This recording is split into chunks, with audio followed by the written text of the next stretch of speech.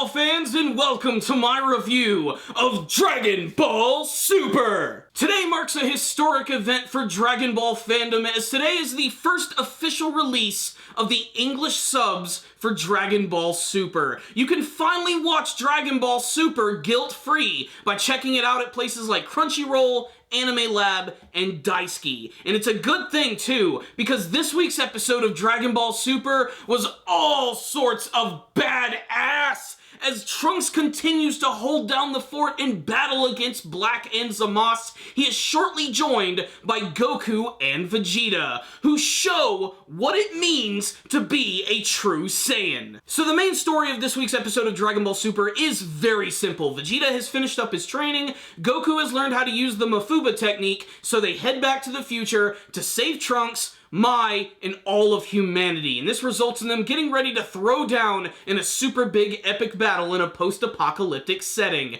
But there are some major details which are dropped in this week's episode, such as what Whis actually is. Apparently, according to this week's episode, Whis is an angel, and apparently all gods of destruction serve a very specific angel, and when a god of destruction is out of commission or doesn't exist, these angels become dormant.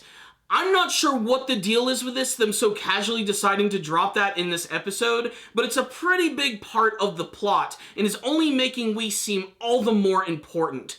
But let's get to what really matters in this week's episode. Vegeta being a boss. Vegeta has officially gotten his balls back in this week's episode. Not only is he just disturbingly powerful in this episode, but this one probably featured one of my favorite Vegeta moments from the entire series. At the very end of the episode, both Goku and Vegeta had just arrived in the future. The time machine was seemingly destroyed by Black, but Bulma claims that she's going to be able to fix it, and the Mafuba jar was inside. So they decide the only thing they're going to have to do to be able to defeat these guys is to start beating some ass. And that's exactly what they do. Vegeta in particular goes after Black and just wrecks his world. Vegeta is officially on the attack in this episode, just going into Berserker mode and just completely destroying Black by constantly punching and kicking him, sending both of them flying and crashing through buildings. And I think my personal favorite scene, and I think a lot of people are going to agree with me on this, is when Vegeta grabbed his face, slammed him into the ground so hard that Black's body bounced up, followed by Vegeta pummeling him with a Gatling-styled punch barrage. It was satisfying, it was explosive, and definitely one of the coolest Vegeta moments that I have seen from the series, period. Not to mention when he stood his own at the end,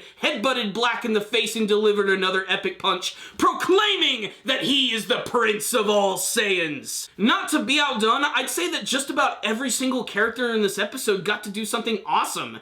Even Mai. That's right, at the beginning of the episode, Trunks had suffered a lot of damage from his battle with Black and Zamasu, and he's being healed by Yajirobe in a really creepy scene. I mean, if you looked like you were about to be kissed by Mai and the next face that you saw was Yajirobe, you'd probably shit your pants too. But Mai has this secret trump card weapon. Apparently there was this like super awesome kill the gods bullet, which was created by Bulma, the Bulma from the future, and supposedly she's going to be able to kill Black with this.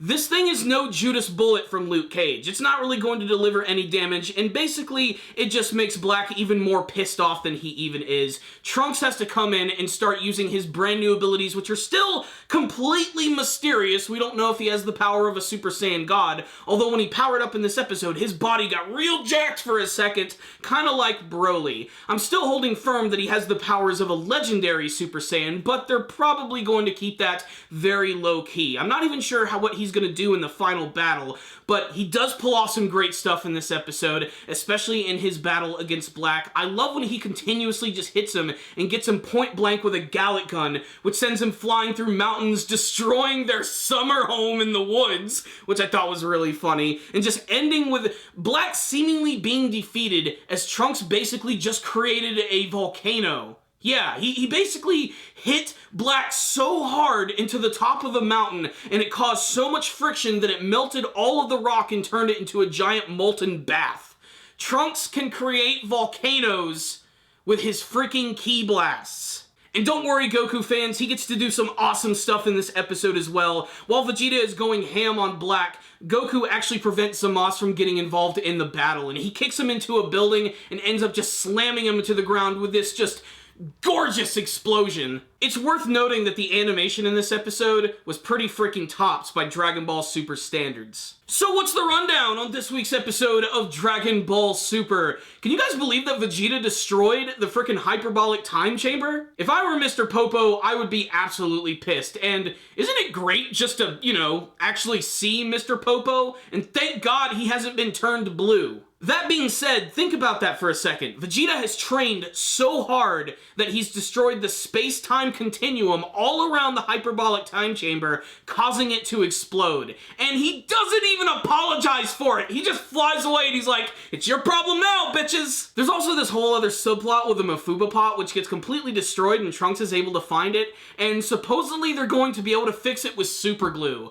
It's really weird when you think about it, that ultimately, if they do defeat Black and Zamasu, they're going to seal him in a broken pot sealed together with super glue. It's just really strange at the end of the day, and it's going to be difficult to actually put both of them in one pot, but conveniently, if you guys look at the preview for next episode, you can definitely see that both Zamasu and Black are going to be going through some pretty big changes and getting a little closer. I also really like the fact that Gawas got involved. He's actually joined by the Kaioshin from Universe 7, and he tries to talk to Zamasu to try and talk him down and tell him how ashamed he is and how he should change his path, but none of that's going to change at all. He's officially evil at this point, and he's not going to listen to any of his old master's words, which of course means Vegeta and Goku kicking lots of ass, which is arguably the highlight of this week's episode. Vegeta in particular, not to mention the animation this week was done with a lot of gusto and a lot of fluidity, something you don't see too often in Dragon Ball Super. Vegeta's barrage in particular at the end of the episode,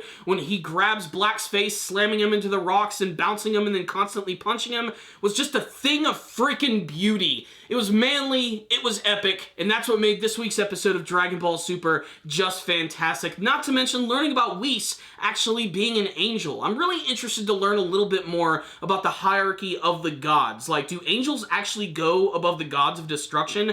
And are they the ones who serve directly Zeno himself? Because my theory, of course, was that one character that they met, one of the ministers of Zeno, I thought that he looked a lot like Whis. He could very well be an angel himself. They're probably all of the same race, white hair with a blue skin. But until we get to that, we just need to get hyped for next week's episode, as Black and Zamasu are about to fuse, and he looks awesome. It basically looks like Zamasu with Goku hair wearing Black's outfit mixed with the one that the Kaioshins wear. It also makes him seem just a little more distinctive and has already turned him into what I believe to be one of the most iconic and interesting Dragon Ball villains of all time. And that's what made this episode sing right here, which is why I'm giving it a 5 out of 5. Check it out, Dragon Ball fans. You will love this episode. But if any of you did watch this one, make sure to tell me what you thought about it in the comments section below. Do you have any more theories as to what's going on with Trunks' power? Is he a Super Saiyan God or not? And how did you feel about the reveal that Whis is indeed an angel? How important do you think this character is? And what is exactly the hierarchy of the gods? And what do you want to see in the next couple of episodes from Goku, Vegeta, and Trunks? Please tell me in the comments section below. Thank you guys so much for watching this review. I really appreciate it. Make sure to subscribe to the channel. If you liked this video, please throw a key blast down to that like button. Thank you guys so much for watching this video. I will see you guys next time. And as always, stay dandy, baby.